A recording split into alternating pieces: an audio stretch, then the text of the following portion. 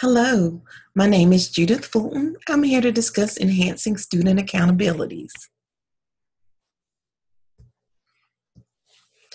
The objective, discuss methods to enhance student accountability.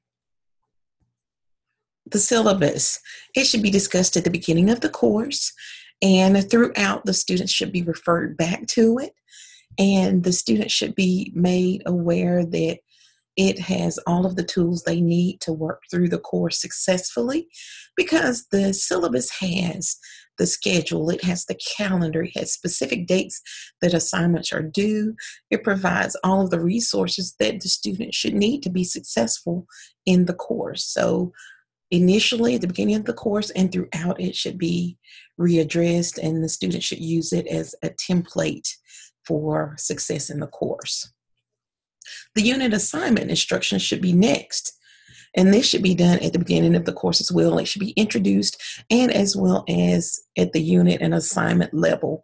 At the beginning of each unit and assignment, the instructions should be reviewed, maybe not in full detail, but the student should be directed to those and to review them and to ask if they have any questions. The next thing is the why. Why is it important to have unit assignment instructions?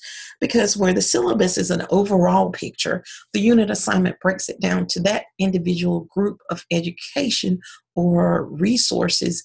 What do you need to get out of those? What is the expectation? So this is why that is so important. And once again, it should align with the syllabus as well. And the students should refer back to them as they work through any assignment or unit to assure that they're on task and on point. The rubric is next. When it should be addressed or initiated at the beginning of the course. The different rubrics should be presented: rubrics for clinical, rubrics for simulation, rubrics for papers and projects, just to show the students that there are slight differences, even though there are some similarities. The goal is the same, to give them a guide map to complete activities successfully, but also that they have individual areas that are highlighted that have an abundance of the points for an individual assignment. They're very specific. It tells how long the projects should be, how many resources, how many errors there can be as they process through the project. So it is very important to have those in place and that they are very specific, so the student can actually use it as their map quest for the projects and lay it right beside them as they work through the project or review it prior to going into a clinical or learning setting to make sure they are looking for, seeking out those opportunities to be successful. And the rubric there again is so specific compared to the syllabus, which is overreaching and covers everything. It covers those specific tasks that are needed at hand and can be used as a guideline for students as a checklist to check off activities and behaviors as they work. It also helps them focus on areas that are more of importance. Imagine if, as I write, I like to write my introduction and my conclusion. It ties everything together. But those are only 5 points. Whereas the body, there are specific sections that are more heavily weighted, maybe the research area. So that would guide the student, the learner, to focus on those areas and make sure they bulk those up, because there is no assumption there of what is weighted the most. Next, we have the if-then tools. If-then tools come in 2 categories that I see. The examples are the completed project tool, the Turnitin, the Perla. They are used to take a completed project and upload it, and it provides you feedback. And with that feedback, you augment or change your assignment to make it more conducive to a higher grade. Versus the things I call the ELM embedded grading tools. These are tools where you don't have to have a completed assignment. You just think of a grade that you might desire or are seeking to achieve, and you can embed that or implant that into the grading tool, and it provides you the results of what your scores will be for the entire course, depending on that grade. Why this is important: we can outlay in the syllabus how tests are 25% or projects are 15%. however that looks for your course. But we can say that all day and put it on a piece of paper that's very sedentary and doesn't move, but it is static. But by implementing embedded grading tools, the student can see in the moment how that grade truly will impact their overall grade. There's no question. If I make a B, if I make an 80 on this project, this is what's going to happen to my overall grade compared to something, a low impact, low risk assignment, maybe journals, which has a higher frequency in the course, but have lower percentage of grade in your overall grade versus a project. I make 80 on a project versus 80 on a DQ or a journal.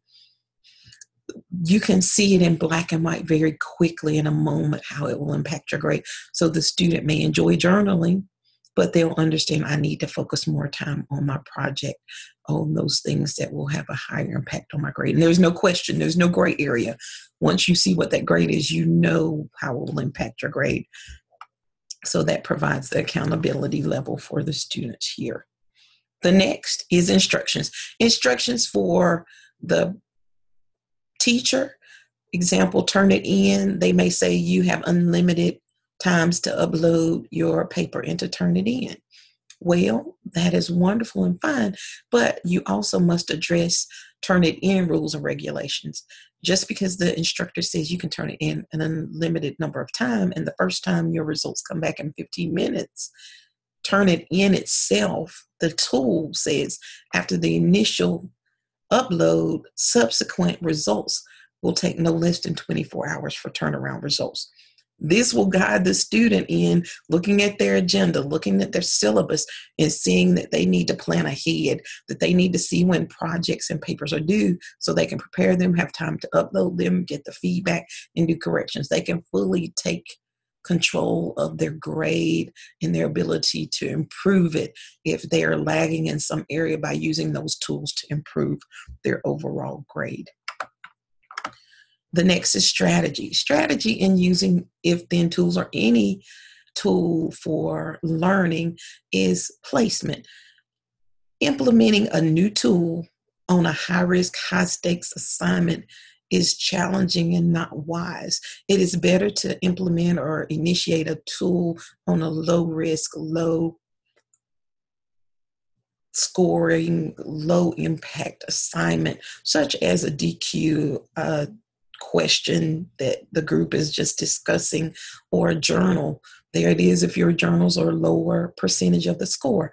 That way they can practice on it, use it, learn how to use the tool effectively. So when they get to high stakes, high risk assignments, they are well prepared and it is not a stumbling block or hurdle to get over. So they lose out on the learning and impact of the assignment, focusing on a new tool. So being strategic about utilization or implementation of tools. The next is congruency. Congruency is key. No matter what your tool is, no matter what your focus is, that everything lines up and ties together aimlessly or seamlessly rather. The if-then tools, the rubric ties into the instructions into the unit assignment into the syllabus. There should not be gaps. Just as the key goes into the whole and it has to line up, the pieces fit perfectly so it seamlessly opens the door. It triggers those things that open up the knowledge.